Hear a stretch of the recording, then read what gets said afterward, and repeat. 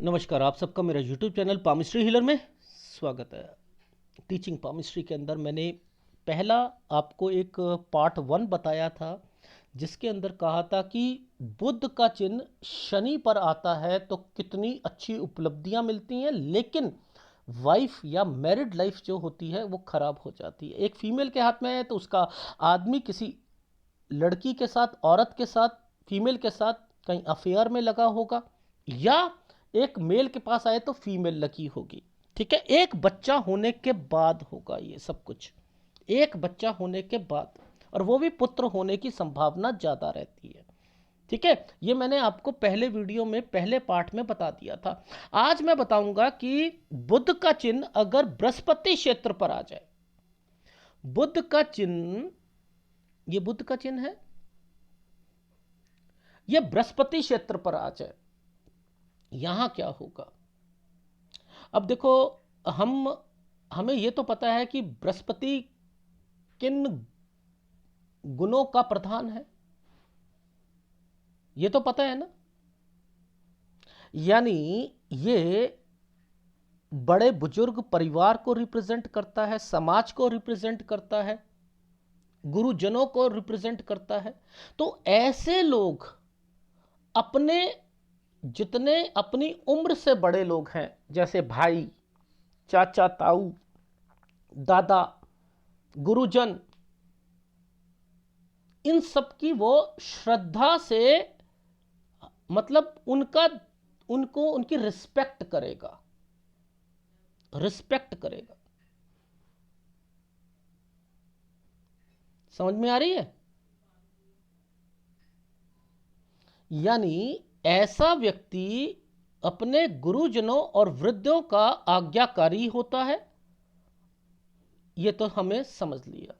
लेकिन यहां पर ये चिन्ह जो आ गया ना, यहां पर ये चिन्ह आ गया, अब ये तो गुरु वाले का काम भी करेगा छोटा सा। ये आध्यात्मिक जीवन पर वे व्यक्ति के गुणों को बढ़ा देगा।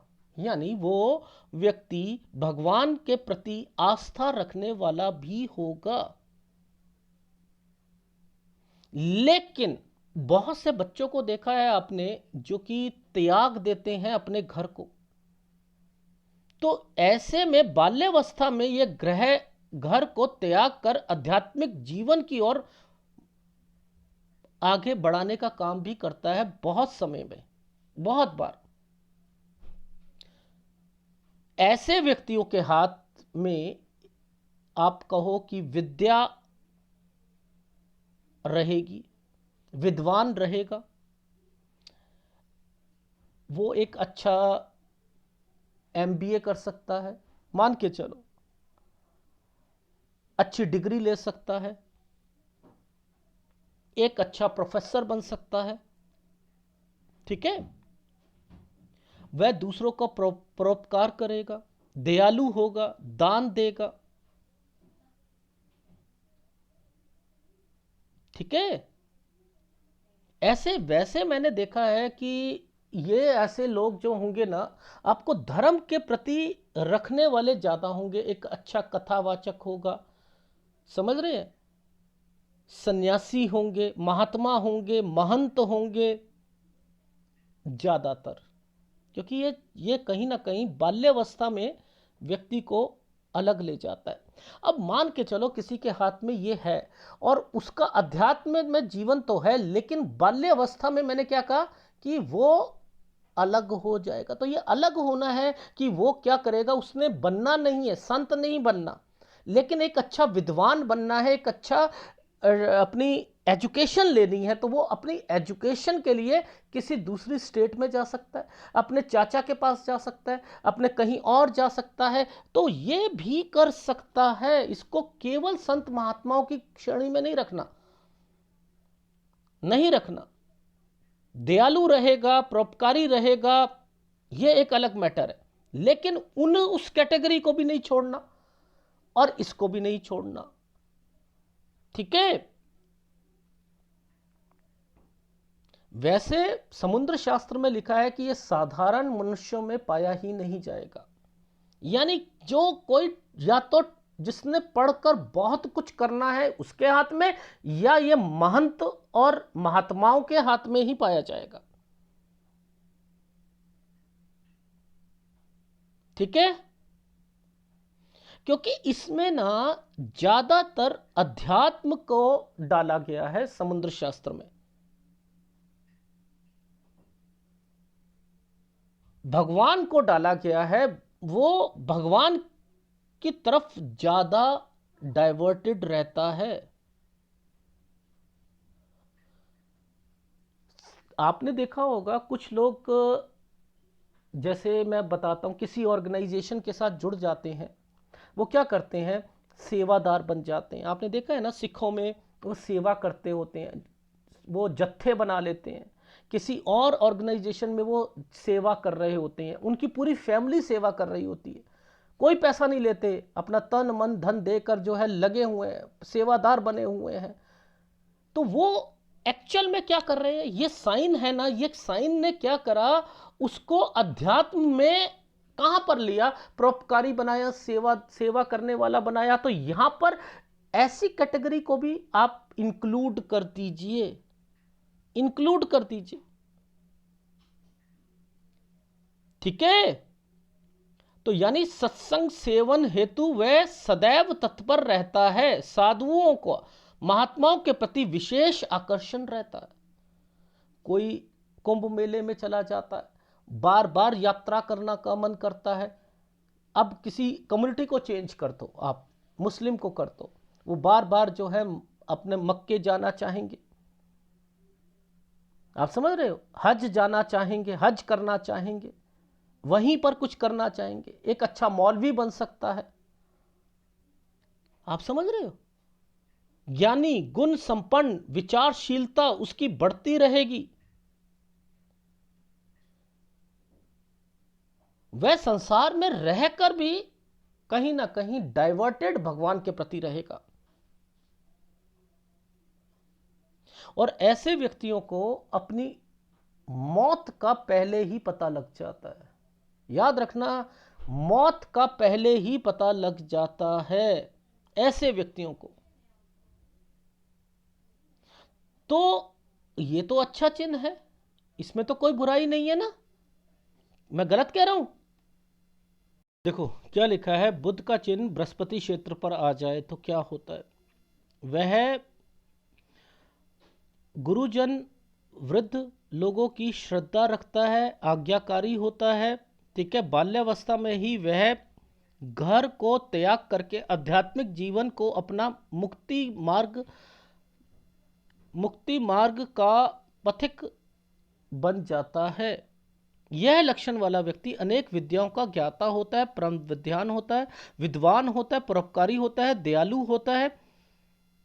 ठीक है, लेकिन देखो इन्होंने कह तो रखा है कि वह सिद्ध महात्मा परमहंस सन्यासी होता है, लेकिन मैं ये कह रहा हूं कि ऐसे व्यक्ति एक अच्छा पढ़ाई करने वाला देखो यहां पर क्या लिखा है पहले समझो, अनेक विद्याओं का ज्ञाता और परम विद्वान होता है। अगर इस वाली चीज को आप नहीं करो, इस लक्षण वाला व्यक्ति अनेक विद्याओं का ज्ञाता और परम विद्वान होता है, तो इसका मतलब कि जितने साधु बनते हैं, कुछ साधु तो पढ़े लिखे ही नहीं होते, जब उसने बाल्यावस्था में ही छोड़ दिया, क्या पढ़ा लिखा होगा।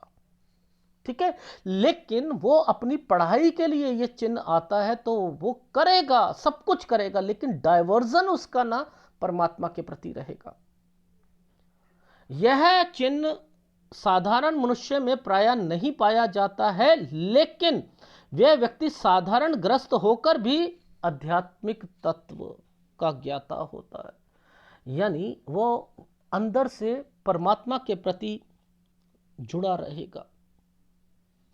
सत्संग सेवन हेतु वह सतत तत्पर रहता है। मैंने बताया ना, कुछ ऑर्गेनाइजेशन होती हैं जिसमें वो सेवादार होते हैं, सेवा करते हुए मिलते हैं, पूरी जिंदगी जो है वो लगा देते हैं। मैंने देखा है, मर्सिडीज में आते हैं, मर्सिडीज में, और हस्बैंड भी आएगा, वाइफ भी आएंगे, बच्चे भी आएंगे, और गर्मी में जून जुलाई में, जून में, मई जून में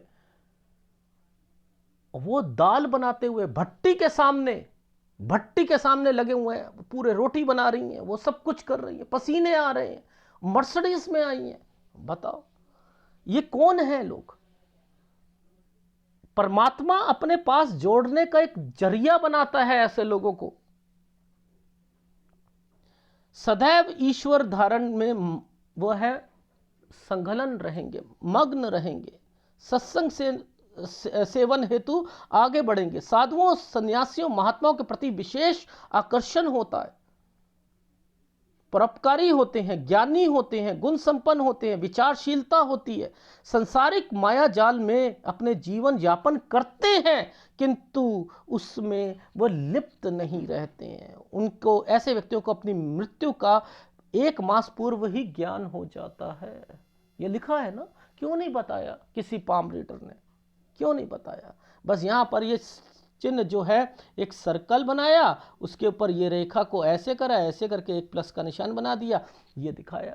गुरु ने अपनी सारी की सारी शक्ति इसके अंदर डाल दी, ज्ञान की डाल दी, परोपकार की डाल दी, सेवा भाव की डाल दी, परिवार की डाल दी, जिम्मेदारियों की डाल दी, अपने बड़े बुजुर्गों का आशीर्वाद वो प्रिय बन चुका है, अपने दादा का प्रिय बन चुका, अपने पिता का प्रिय बन चुका है,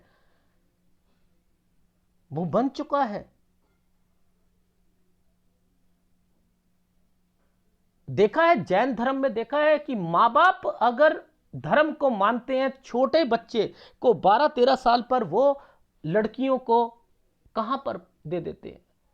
वो कहते हैं कि आप, वो बच्चा जो है उसका ध्यान वहां पर बाल्यावस्था में रहता है, वो वहां जाकर शिक्षा ग्रहण करता है। देखा है ना जैन धर्म में कितनी टफ होती है लाइफ। माँ बाप की इच्छा, बच्चों की इच्छा वहां मिलकर क्या काम कर रही है, और आपको चिन्ह नहीं पता था उसका।